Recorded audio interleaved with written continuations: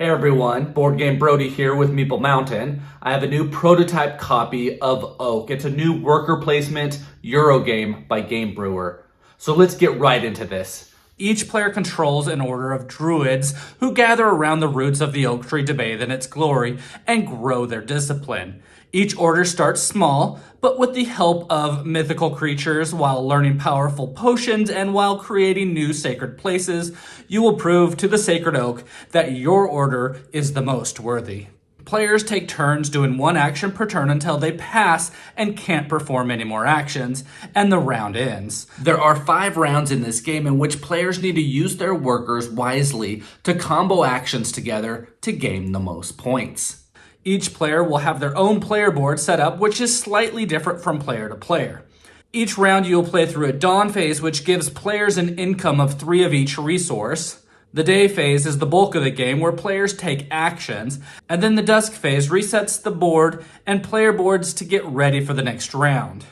In the first round, you will skip the dawn phase, and the last round you will skip the dusk phase. Now let's get to the player action. So you start with some workers that are active druids placed on your player board, and passive druids that are placed at the roots of the oak. Both can be used for different type of actions.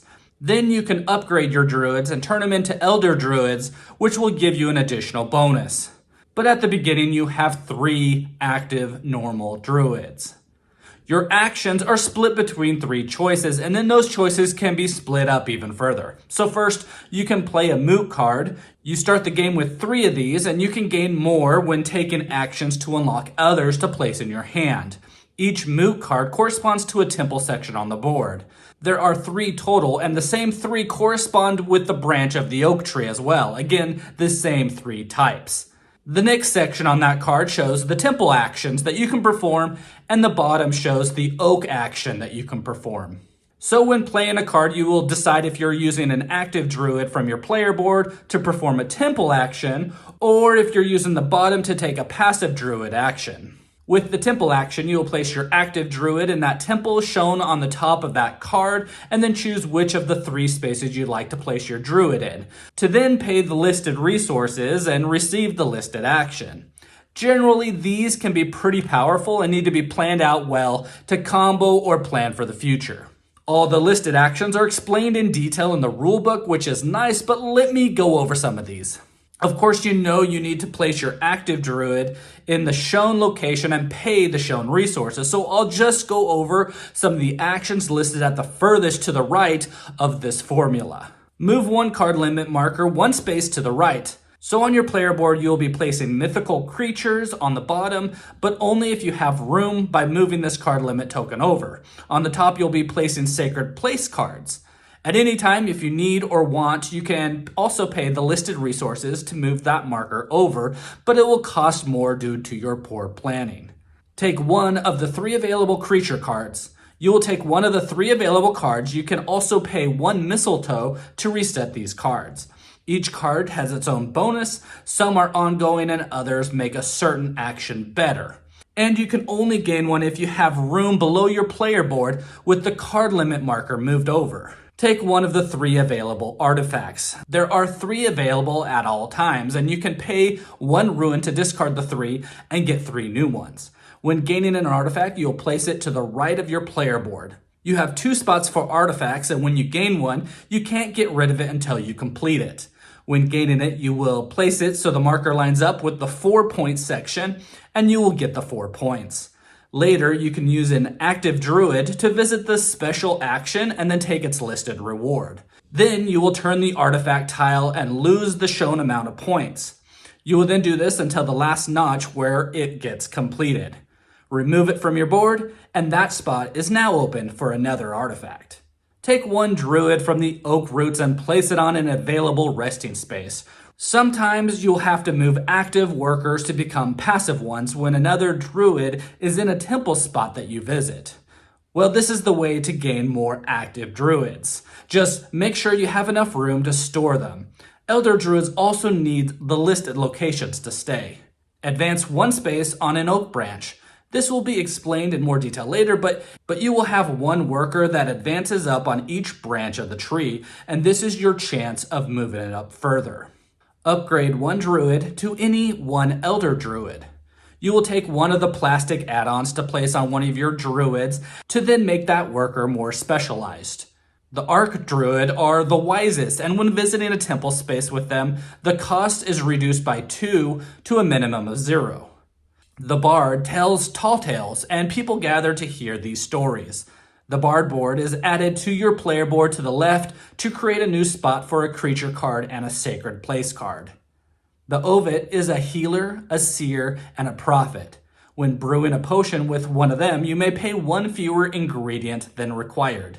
The Talon Master is an enforcer. It can be placed on the same temple space as others without sending a second druid to the roots of the oak.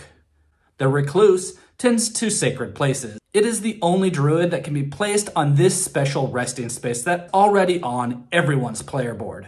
The Ancient, which is only available if the Chosen of the Oak potion is in play, it creates an Ancient. Ancients are practically immortal and have all the special abilities of all Elder Druids. It has its own board to mimic the Bard and its own resting space to mimic the Recluse. Look through the crane bag and take any one ingredient. Ingredients are laid out at the bottom left of the board and are used to brew potions, or you can return 2 of any ingredients to gain 1 of any resource. Take a shrine and place it in either orientation on your player area. You put these on the top above your player board as you have room for them with your card limit marker. One side of this card will give you a resting spot for either a normal or elder druid and give you 2 points, while the other gives you 4 points, but the resting spot is strictly for a normal druid. Exchange any amount of one resource for the same amount of another resource. This will give you better flexibility with your resources. Brew one potion. There are 4 total options that you can brew, 3 change from game to game. You will spend the required ingredients to take the action listed on that potion tile. Then you will take a completed potion token for each potion that you make. Immediately take one of your advanced moot cards into your hand. This card is now available to you for the remainder of the game. Remember, you start with 3, and this is how you get more and better cards into your hand. Resolve an action on any moot card that you've already played this phase. Don't pay the cost in resources and do not place any new druid on it. A player action without needing to pay for it? Wow, what's better than that? So those are all the actions from the temple cards, but honestly, it explains a lot of this game. The oak action on the bottom will consist of paying the shown resources, choosing the druid to move. If there is already a druid on the branch that matches the top of the moot card, then you will continue to use that druid.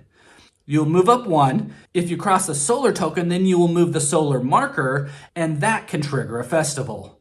Let me explain that. On the inside of the point track, there is a solar track. It moves at the end of each round, or when a druid crosses one of these solar tokens on the oak tree.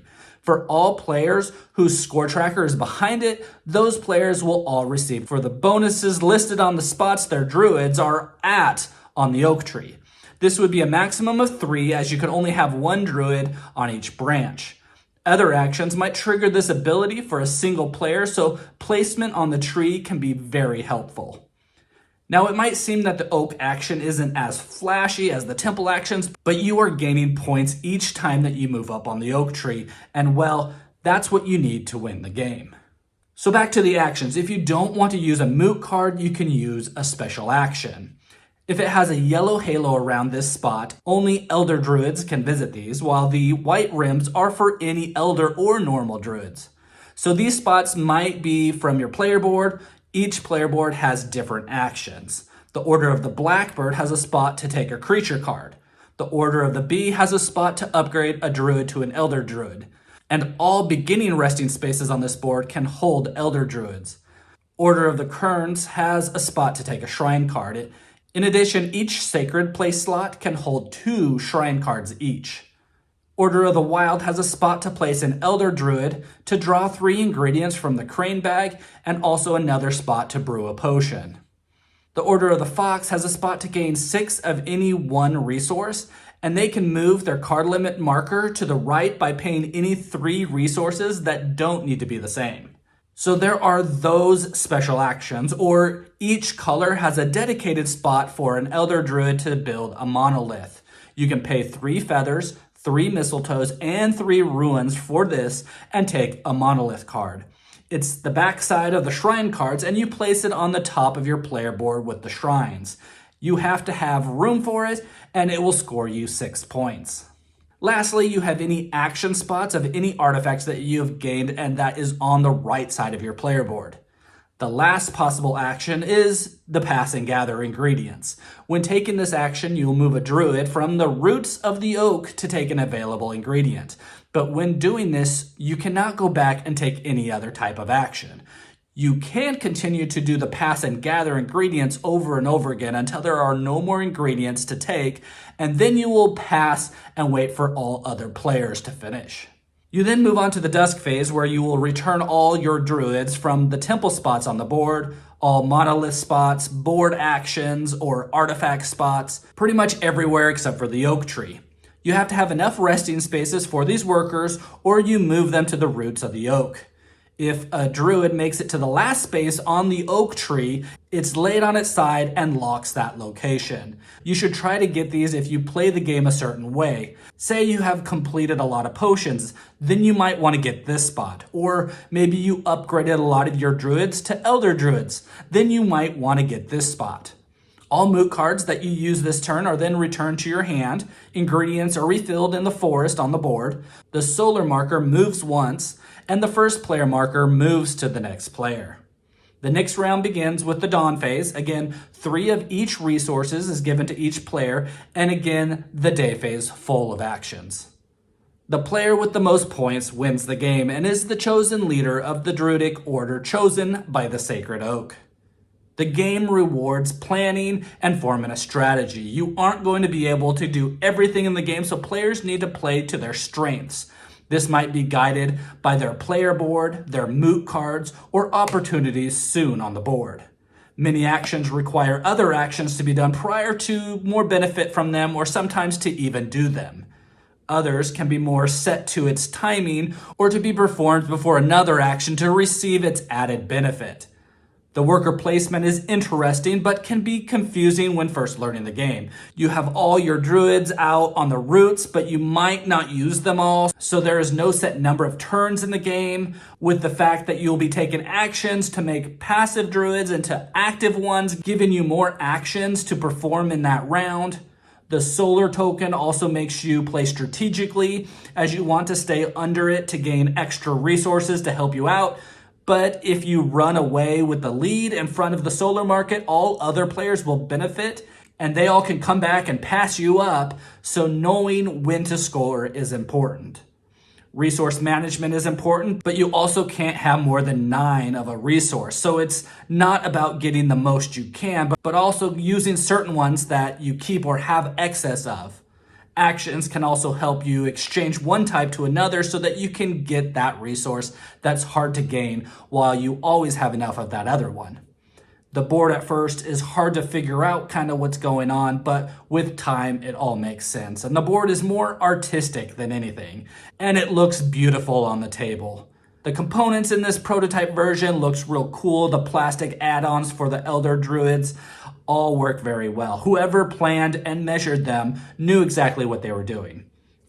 Ultimately, this is a game of combos, a game that requires planning, and a game where you can focus on several action types and still do well in the game when playing different than another player. Wim is definitely a wizard with the design, and I hope to see more in the future. So gather around the oak tree with your family and friends in Oak by Game Brewer. Again, this is Board Game Brody. I hope you enjoyed this video. Stick around and check out some other board game reviews to see what you might want to get to the table.